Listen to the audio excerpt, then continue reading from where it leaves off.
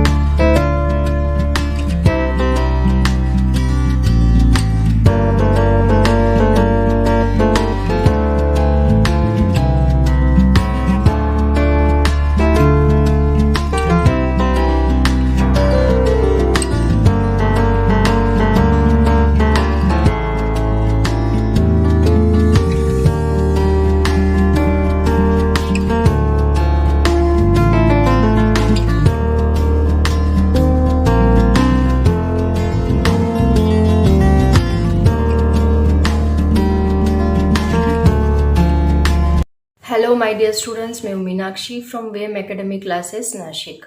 बच्चों, हम देख रहे क्लास 12 का चैप्टर 12 इलेक्ट्रोमैग्नेटिक इंडक्शन। इसके ऑलरेडी 3 लेक्चर्स मैंने लिए हैं। आज हम लोग लेक्चर नंबर 4 देखने जा रहे हैं और इसमें हम बहुत ही इंपॉर्टेंट टॉपिक स्टडी करने जा रहे हैं, that is the induction and energy transfer. ये टॉपिक बहुत ज़्यादा इंपॉर्टेंट है क्योंकि इसके ऊपर क्वेश्चन बैंक जो अभी बोर्ड ने क्वेश्चन बैंक डाली है उसमें इसके ऊपर 4 मार्क्स का क्वेश्चन भी पूछा गया है। तो ठीक से ये टॉपिक स्टडी करो और अभी लर्न कर लो जब मैं बताऊंगी आपको। तो देखो टॉपिक में एग्जैक्टली है क्या, इंडक्शन एंड एनर्जी ट्रांसफर। मतलब पहले तो इंड्यूस होगा ईएमएफ और एनर्जी ट्रांसफर भी होगी, मतलब मैकेनिकल पावर जो है वो हीट एनर्जी में, मैकेनिकल एनर्जी का कन्वर्जन हीट एनर्जी में होगा, मतलब एनर्जी ट्रांसफर भी होगी। वो हमें प्रूव भी करना है। तो देखते हैं कैसे प्रूव करना है इसको। सिंपल टॉपिक है, एक डेरिवेशन है, वो देखेंगे। तो देखो बच्चों, जैसे कि मैंने आपको बताया कि इंडक्शन मतलब ईएमएफ इंड्यूस्ड होना, या यहाँ पे ईएमएफ इंड्यूस्ड होगा किसी कंडक्टर में due to the magnetic field, and उसके साथ साथ वो जो कंडक्टर है वो मोशन में है, मतलब उसको वेलोसिटी है, तो उसका मैकेनिकल एनर्जी का कन्वर्जन हीट एनर्जी में होगा। तो वो हमें प्रूफ करना है, ठीक है। तो इसके ऊपर क्वेश्चन भी उन्होंने कुछ ऐसे ही पूछा है। क्वेश्चन देखो क्या पूछा है, show that the work done in pulling a loop through the magnetic field, work done in pulling a loop through the magnetic field appears as heat energy in the loop। मतलब किसी loop को अगर हम पुल कर रहे हैं magnetic field के अंदर, तो वहाँ पे हीट एनर्जी अपीयर होती है, हीट एनर्जी प्रोड्यूस होती है, ये शो करो, ऐसे उन्होंने क्वेश्चन पूछा है। तो बहुत ही सिंपल क्वेश्चन है। उसका सवाल कैसे लिखना है मैं आपको बताती हूँ। स्टेप बाय स्टेप देखेंगे हम लोग। सिर्फ आप लोग फुल कॉन्सेंट्रेट करो लेक्चर के ऊपर। तो देखो बच्चों, या इसके लिए हमने एक एक्सपेरिमेंट परफॉर्म करना है। एक्सपेरिमेंट देखो क्या है, हमने यहाँ पे एक यूनिफॉर्म मैग्नेटिक फील्ड ली है, कांस्टेंट मैग्नेटिक फील्ड, और इसके अंदर एक लूप लिया है ABCD। इस लूप को हम वेलोसिटी v से इस डायरेक्शन में खींच रहे हैं, इस डायरेक्शन में। तो देखो ऑब्वियसली यहाँ पे ये जो लूप है इसका इतना ही पोर्शन, मतलब x जितना डिस्प्लेसमेंट जो है इतना पोर्शन मैग्नेटिक फील्ड के अंदर है, और ये जो पोर्शन है ये मैग्नेटिक फील्ड के बाहर है। इस लूप का लेंथ हम लोग L कंसिडर करने वाले हैं, और ये हो गया इसका bread, that is the x। तो x जितना डिस्टेंस मैग्नेटिक फील्ड के अंदर है और बाकी का मैग्नेटिक फील्ड के बाहर है। तो तो आप इसको अगर इस साइड खींच रहे हो, इसका मतलब क्या होगा कि इसका एरिया चेंज होगा। एरिया चेंज होने से भी फ्लक्स चेंज होता है, क्योंकि फ्लक्स का फॉर्मूला क्या है, flux is equal to B dot A. तो यहाँ पे फ्लक्स अगर चेंज हो रहा है, इसका मतलब एरिया भी चेंज हो रहा है। अब मैग्नेटिक फील्ड, वेलोसिटी, ये सभी क्या है, एक दूसरे को परपेंडिकुलर है, लेंथ भी परपेंडिकुलर है, इसका मतलब इनका जो एंगल है वो कितना रहेगा, 90 डिग्री। इसलिए हम लोग फाई को बी डॉट ए लिख सकते हैं। तो यहाँ पे फ्लक्स चेंज हो रहा है, इसका मतलब एरिया चेंज हो रहा है। एरिया चेंज हो रहा है, उसकी वजह से फ्लक्स चेंज हो रहा है, क्योंकि देखो जैसे हम इसको बाहर खींचेंगे इसका एरिया कम होते जाएगा। मतलब ये जो मैग्नेटिक फील्ड के अंदर एरिया है वो कम, क्योंकि ये साइड इस डायरेक्शन में जाएगी तो एरिया कम होते जाएगा। एरिया डिक्रीज हो रहा है, इसका मतलब फ्लक्स भी यहाँ पे डिक्रीज हो रहा है। अगर फ्लक्स डिक्रीज हो रहा है तो ऑब्वियसली इसमें क्या प्रोड्यूस हो रहा है, क्या इंड्यूस हो रहा है, current is induced here, induced EMF. EMF induce हो रहा है, मतलब यहाँ पे करंट प्रोड्यूस हो रहा है। तो करंट की डायरेक्शन क्या रहेगी वो हमें चेक करनी है। तो देखो इसके लिए हम लोग लेंज लॉ यूज करेंगे। लेंज लॉ क्या कहता है कि ये कॉस को अपोज करने का काम करता है। जो करंट यहाँ पे प्रोड्यूस हो रहा है उसकी वजह से जो मैग्नेटिक फील्ड प्रोड्यूस होती है वो कॉस को अपोज, तो उसकी डायरेक्शन ऑलरेडी हमने लेंज लॉ में स्टडी की है, तो वही हम लोग यहाँ पे अप्लाई करने वाले हैं। क्योंकि करंट कौन सी डायरेक्शन में है, क्लॉकवाइज के एंटी क्लॉकवाइज, ये हमें देखना पड़ेगा। तो देखो अगर एरिया डिक्रीज हो रहा है, मतलब ये इस डायरेक्शन में जा रहा है, एरिया डिक्रीज होने की वजह से फ्लक्स डिक्रीज हो रहा है। तो जो करंट प्रोड्यूस होगा वो क्या करेगा, उसका फ्लक्स इंक्रीज करने का काम करेगा, क्योंकि वो अपोजिट काम करता है ना। अगर डिक्रीज हो रहा है तो इंक्रीज करता है, इंक्रीज हो रहा है तो डिक्रीज करता है। तो यहाँ पे फ्लक्स क्या करेगा, ये करंट क्या करेगा, उसको इंक्रीज करने का काम करेगा। तो यहाँ पे मैग्नेटिक फील्ड कौन सी है, इनवर्ड, क्रॉस है मतलब इनवर्ड। तो ये जब बाहर जाएगा तो ये क्या करेगा, उसको अपोज करने का काम करेगा, मतलब उसको इंक्रीज करने का काम करेगा। तो ये इंक्रीज कब हो सकता है, जब इसकी भी मैग्नेटिक फील्ड इनवर्ड होगी, तभी ये इंक्रीज हो सकता है। इसका मतलब करंट की वजह से जो मैग्नेटिक फील्ड प्रोड्यूस हो रही है वो कौन सी होनी चाहिए, इनवर्ड होनी चाहिए।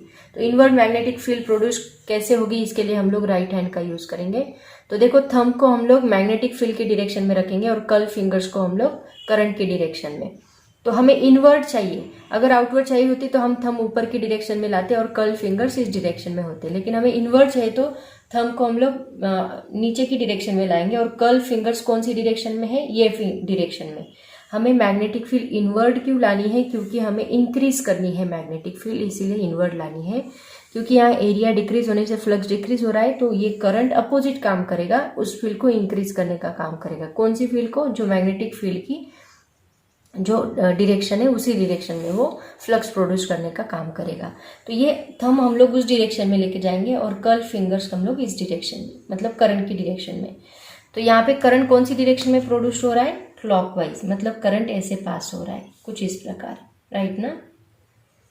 तो क्लॉकवाइज करंट यहाँ पे प्रोड्यूस हो रहा है, ये है करंट। तो अब देखो यहाँ पे अगर करंट प्रोड्यूस हो रहा है, इसका मतलब यहाँ पे चार्ज भी क्या, हाँ और एक बात मैं आपको यहाँ पे बताना चाहती हूँ। करंट की डायरेक्शन तो हमने डिफाइन कर ली। अब देखो इसको मान लो यहाँ पे ये जो लूप है मैं यहाँ पे ड्रॉ करती हूँ, क्योंकि आपके बुक में हमने सेपरेट डायग्राम दी है उसकी, आपका कन्फ्यूजन नहीं होना चाहिए। ये लूप हमने यहाँ पे मान लो, ये इस लूप का जो कंडक्टर है उसका खुद का रेजिस्टेंस भी होता है, वो रेजिस्टेंस हमने यहाँ पे ड्रॉ किया। मान लो रेजिस्टेंस आ रहे, तो करंट किस डायरेक्शन में पास हो रहा है, इस डायरेक्शन में।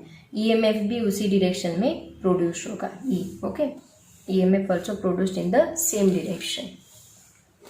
तो अब देखो यहाँ पे इस लूप को हम लोग खींच रहे हैं इस डायरेक्शन में, इसका मतलब क्या, यहाँ पे वर्क डन हो रहा है। वर्क डन हो रहा है मतलब पावर इज देयर, राइट ना। अगर हम इसको खींच रहे हैं इस डायरेक्शन में तो वर्क डन हो रहा है। तो वो जो रेट ऑफ वर्क डन है उसको हम क्या बोलते हैं, पावर बोलते हैं। तो वो कितना रहेगा, देखो rate of doing work is power is equal to, क्या होता है, रेट ऑफ डूइंग वर्क को हम पावर बोलते हैं, work done per unit time, right. So work done का फॉर्मूला क्या होता है, force into displacement divide by time. तो फोर्स इंटू डिस्प्लेसमेंट, ये दोनों भी एफ बार एस बार, तो इसको हम क्या लिखेंगे, power is equal to, force को सेपरेट करो, into displacement divide by time. Force per displacement per unit time को हम बोलते हैं वेलोसिटी। इसका मतलब ये क्या बनेगा, F bar dot V bar. Okay, ये क्या बना, F bar dot V bar, मतलब वेलोसिटी का फॉर्मूला बना। Am I clear? इसको नाम दो इक्वेशन नंबर 1। ओके, बहुत बड़ा डेरिवेशन है एक्चुअली, स्टेप बाय स्टेप करेंगे हम लोग। सबसे पहले हमने पावर निकाली। पावर का फॉर्मूला हमें मिला फोर्स इंटू वेलोसिटी। ये पावर भी हम लोग यूज़ करने वाले हैं और इसी का यूज़ करके हम लोग एनर्जी कैसे ट्रांसफर होती है वो दिखाएंगे। ठीक है, देखो यहाँ पे मैग्नेटिक फ्लक्स ऑलरेडी मैंने बताया है। मैग्नेटिक फ्लक्स यहाँ पे प्रोड्यूस होता है कितना, बी बार डॉट ए बार। तो मैग्नेटिक फ्लक्स का भी फॉर्मूला हम लोग लिख लेते हैं। मैग्नेटिक फ्लक्स क्या आएगा, देखो इसका एरिया क्या आएगा, एल इंटू एक्स, मतलब बी इंटू, इसको हम लिख सकते हैं एल इंटू एक्स। ये इसका फॉर्मूला बनेगा। ठीक है, फ्लक्स का इसको नाम दे के रखो। Suppose this is equation number 2, इसको इक्वेशन 1 दो, इसको इक्वेशन 2 दो। ठीक है, अब यहाँ पे जो ईएमएफ इंड्यूस्ड हो रहा है, ऑलरेडी हम लोगों ने स्टडी किया लेंस लॉ का यूज करके, ईएमएफ जो इंड्यूस्ड हो रहा है वो ईएमएफ कितना होगा, according to Faraday's law. According to Faraday's law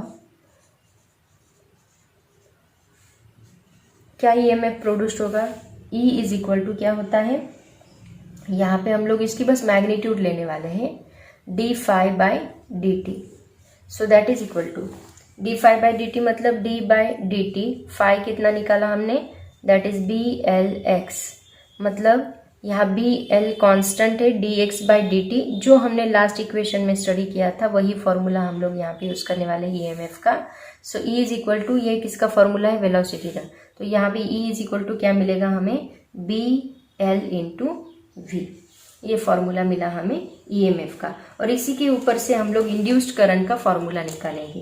तो यहाँ पे करंट कितना इंड्यूस्ड होगा, therefore the induced current is, सबकी मैग्नीट्यूड ही हम लोग लेने वाले हैं, induced current is I is equal to, I का formula according to Ohm's law, voltage divide by resistance. Voltage मतलब EMF, EMF divide by resistance R. तो यहाँ पे E कितना है, ये जो हमने निकाला वो B L V upon R. ये सब हम लोग पावर के लिए निकाल रहे हैं। ठीक है, आगे जाके हमें पावर निकालनी, मैकेनिकल पावर, उसके लिए हमें ये लगेगा। तो देखो यहाँ पे हमने सबसे पहले E का फॉर्मूला निकाला, फिर I का निकाला। ये सभी फॉर्मूलेज यहाँ पे इंपॉर्टेंट है, इनको याद रखना है। ठीक है, देखो सबसे पहले हमने क्या किया, वापस एक बार रिवाइज करती हूँ। सबसे पहले हमने एक लूप लिया जो कि हमने एक फिक्स मैग्नेटिक फील्ड के अंदर रखा। यहाँ पे उसका एरिया चेंज हो रहा है तो फ्लक्स ऑब्वियसली चेंज होगा। Flux is equal to B into A, that is equal to B L X. इसकी वजह से करंट इंड्यूस्ड हो रहा है, तो करंट कितना इंड्यूस्ड हो रहा है वो भी हम लोग निकालने वाले हैं। लेकिन उसके पहले अगर हम इसको खींच रहे तो यहाँ पे वर्क हो रहा है, फोर्स लगा रहे हैं, डिस्प्लेसमेंट हो रहा है, मतलब वर्क इज डन हियर। तो वो रेट ऑफ वर्क हमें निकालना है, इसलिए हमने उसकी पावर निकाली, that is equal to work done per unit time. तो पावर का फॉर्मूला हमने फोर्स इंटू वेलोसिटी के फॉर्म में लिखा। उसके बाद हमने ईएमएफ निकाला क्योंकि हमें करंट निकालना था। EMF is equal to D phi by D T. Actually E निकालने के लिए हमें फाई की जरूरत थी, पहले फाई निकाला। तो phi is equal to B L X हमने पुट किया, D X by D T. D X by D T यानी होती है velocity, so B L into V, ये हमें ईएमएफ मिला। उसके बाद करंट कितना इंड्यूस हुआ वो हमें निकालना था। इसके लिए ओहम्स लॉ हमने यूज किया, I is equal to E upon R. E का फॉर्मूला पुट किया, B L V divide by R. Okay, अब देखो यहाँ पे जो फोर्सेस एक्ट हो रहे हैं उसकी हमें बात करनी है। तो सबसे पहले आप इसको कॉपी कर लो, क्योंकि मैं इसको रफ करने जा रही हूँ। आगे भी हमें बहुत बड़ा डेरिवेशन लेना है, तो इसके लिए मुझे ये रफ करना ही पड़ेगा। So first of all copy this. बच्चों अभी हम बात करने वाले हैं कि इसके ऊपर हमें पता है किसी मैग्नेटिक फील्ड में रखने के बाद उसके ऊपर फोर्सेस एक्ट होते हैं। तो मैग्नेटिक फोर्स कितना एक्ट हो रहा है, एक्चुअली यहाँ पे 3 सेगमेंट है। देखो, एक सेगमेंट ये है जो कि मैग्नेटिक फील्ड के अंदर है, दूसरा सेगमेंट ये है जो कि मैग्नेटिक फील्ड के अंदर है, तीसरा ये है। तो तीनों के ऊपर मैग्नेटिक फोर्स एक्ट हो रहा है। और उसकी डायरेक्शन हम लोग कैसे निकालते हैं, मान लो इसके ऊपर F1 एक्ट हो रहा है। F1 किसके ऊपर एक्ट हो रहा है, on AD। Then F2 act हो रहा है, जो आपके बुक में लिया है वही लेते हैं, AB। एंड F3 एक्ट हो रहा है किसके ऊपर, ऑन DC।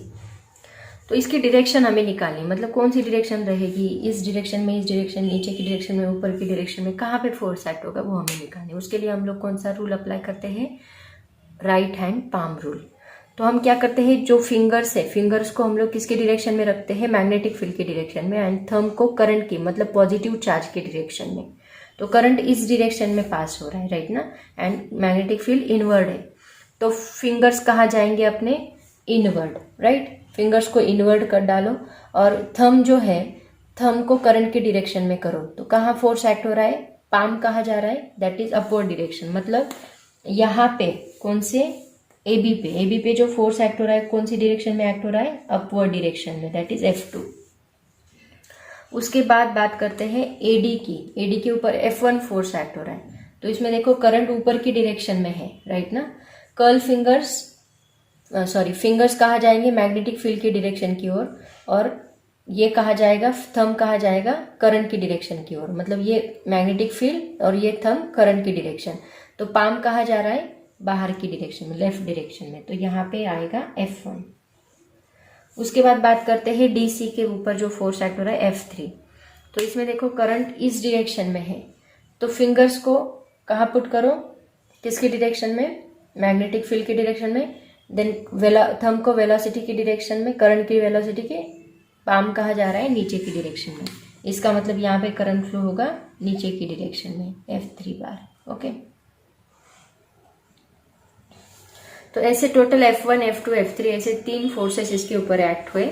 ये फोर्सेस का जो मैग्नीट्यूड है वो हम लोग निकालते हैं, मतलब ये फोर्स कितना एक्ट हो रहा है ये हम लोग निकालते हैं। देखो कैसे, उसका फॉर्मूला क्या है, जो हमने लास्ट चैप्टर में स्टडी किया था वो क्या था, that is F bar is equal to I L bar cross B bar, ये फॉर्मूला हमने स्टडी किया था, राइट।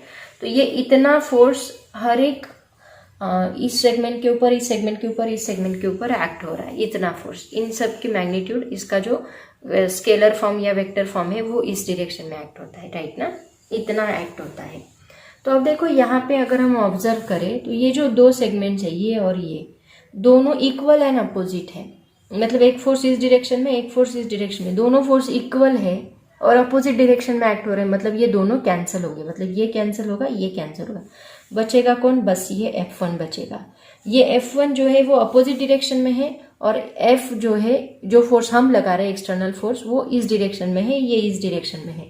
तो दोनों, इसकी वजह से हमें यहाँ पे ये फोर्स लग रहा है, क्योंकि उसकी वजह से हमें क्या करना है, यहाँ पे फोर्स लगाना पड़ रहा है, एक्सटर्नल फोर्स लगाना पड़ रहा है, तभी तो वर्क डन हो रहा है, राइट ना।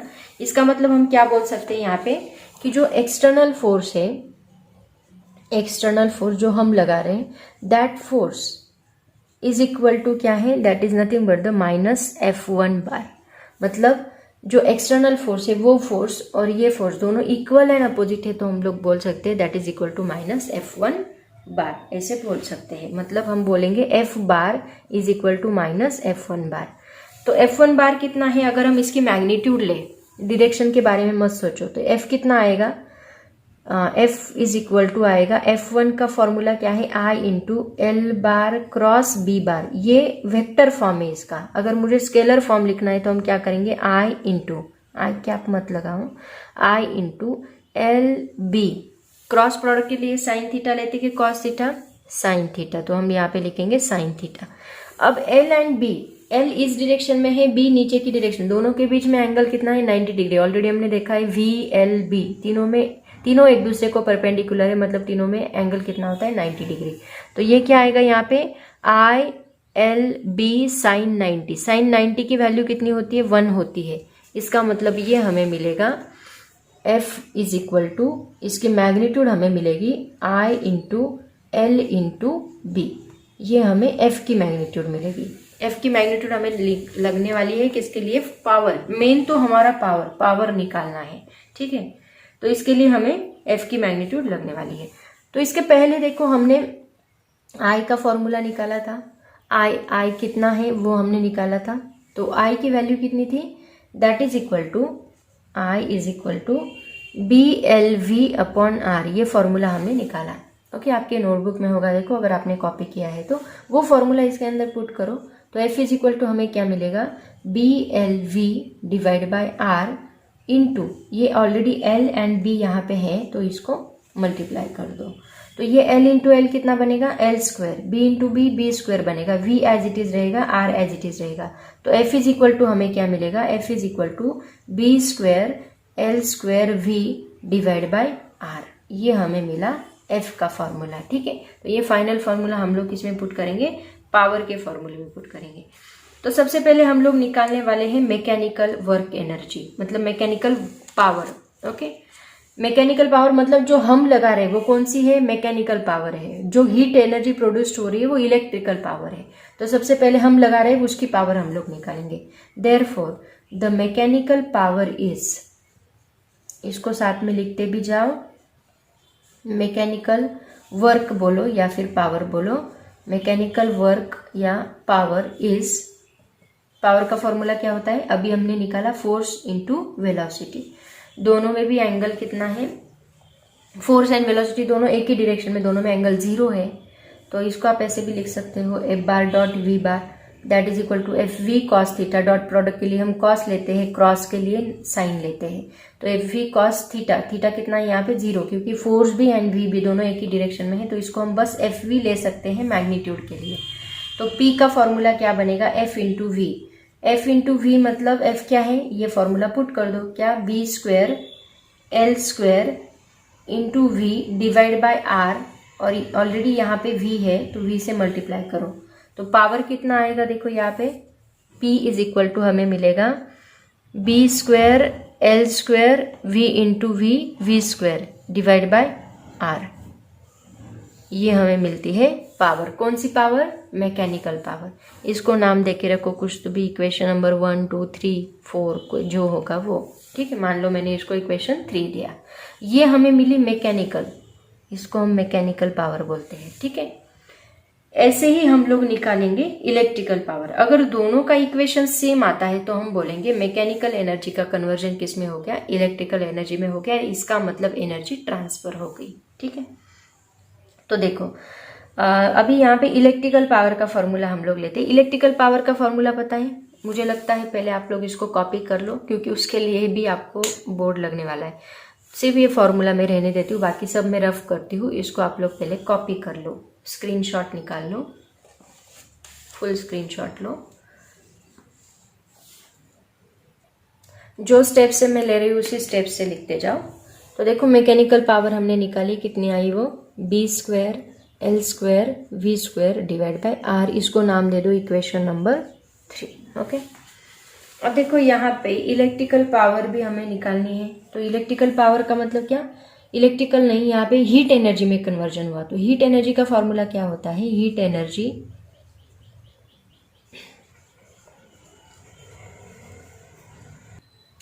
That is E is equal to, Joule's effect हम लोगों ने स्टडी किया था, that is equal to I square R T होता है, right.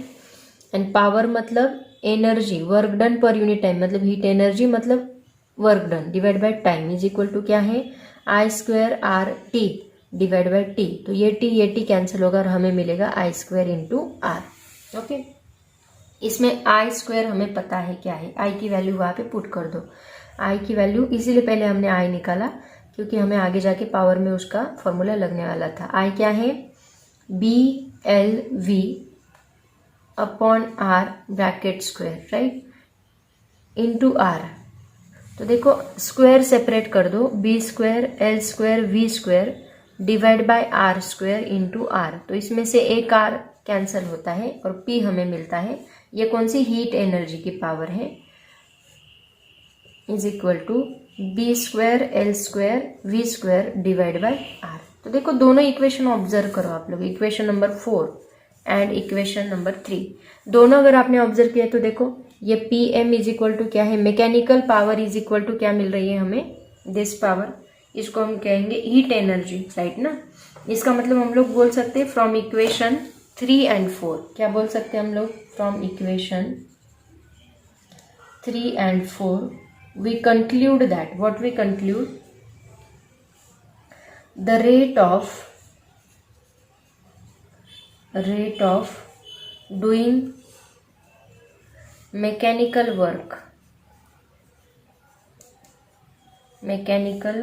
work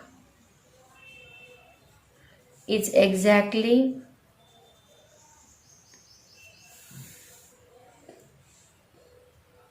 same as the rate of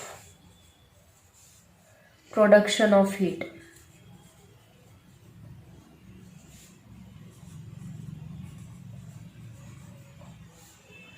energy. Okay, इसका मतलब हम बोल सकते, जो क्वेश्चन हमें पूछा है इसका मतलब हम बोलेंगे thus the work done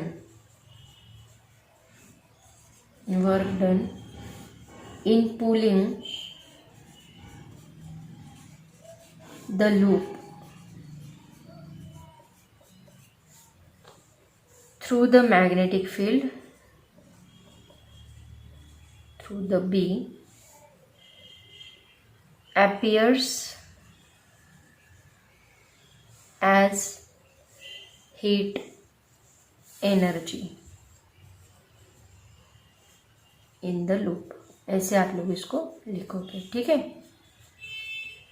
मतलब क्या हुआ कि मैकेनिकल एनर्जी का कन्वर्जन हीट एनर्जी में हो गया, ऐसे उसका मीनिंग है. एनर्जी ट्रांसफर हो गई, ऐसे हम लोग इसको प्रूव करेंगे. समझ में आया सबको? तो बच्चों ये जो क्वेश्चन है आपको 4 मार्क्स के लिए पूछा गया है. तो इसका जो डेरिवेशन है स्टेप बाय स्टेप याद रखो. सबसे पहले पावर का फॉर्मूला निकालो, फोर्स इंटू वेलोसिटी. उसके बाद फ्लक्स का फॉर्मूला निकालो, क्योंकि आपको ई लगने वाला है. Phi is equal to B into A, that means B into L into X. उसके बाद ई का फॉर्मूला निकालो, D phi by D T. उसमें फाई का फॉर्मूला पुट करो तो ई आपको मिलेगा बी एल वी. उसके बाद करंट का फॉर्मूला निकालो, I, that is equal to B L V divide by R. उसके बाद फोर्स निकालो, तीनों फोर्स निकालो. तीनों फोर्स की डायरेक्शन देखो, डायरेक्शन से डिफाइन होता है F2 and F3 get cancel. F1 हमें मिलता है I into L bar cross V bar, मतलब I L B sine theta. Sine 90 होता है तो 1 होता है, तो आई एल बी मिलता है. तो F में I की वैल्यू पुट कर दो, B L B divide by R, तो उससे आपको F मिलेगा. वो F आप लोग फोर्स के फॉर्मूले में, सॉरी पावर के फॉर्मूले में पुट करो. P is equal to F into V की जगह पे F का फॉर्मूला पुट करो तो आपको मिलता है B square L square V square divide by R. ये होता है मैकेनिकल वर्क. उसी तरह हम लोग निकालते हैं हीट एनर्जी, मतलब इलेक्ट्रिकल पावर निकालते हैं. तो वो कितना होता है, P is equal to E divide by T. तो यहाँ पे I square R T divide by T, T get cancel, तो आई स्क्वायर आर मिलता है. यहाँ पे वापस आप आई का फॉर्मूला पुट करो. आई का फॉर्मूला पुट करने के बाद आपको वही इक्वेशन मिलता है. तो ये 2 इक्वेशन से हम लोग कंक्लूड करते हैं, here the rate of mechanical work is exactly same as that of the production of heat energy. Hence we can conclude that work done in pulling the loop through the B appears as a heat energy in the loop. Okay, ऐसे आप लोग इसको conclude करोगे. इसका screenshot निकाल लो. Step by step जैसे मैंने लिया है उसी तरह आप लोग एग्जाम में लिखोगे. ठीक है, तो सिंपल है देखा जाए तो. अगर आप स्टेप्स याद रखोगे तो बहुत इजी है. 4 मार्क्स का क्वेश्चन है, इसको स्किप मत करो. तो बच्चों इसके ऊपर न्यूमेरिकल तो नहीं दिए हैं, ज़्यादा डेरिवेशन पूछा है. तो मैं आज मैं यहीं पे रुकती हूँ. पढ़ाई करते रहो. Thank you so much and bye bye. Next topic, next lecture हम लोग एडी करंट जो है वो पढ़ेंगे. ठीक है, तो thank you so much, all the very best and bye bye.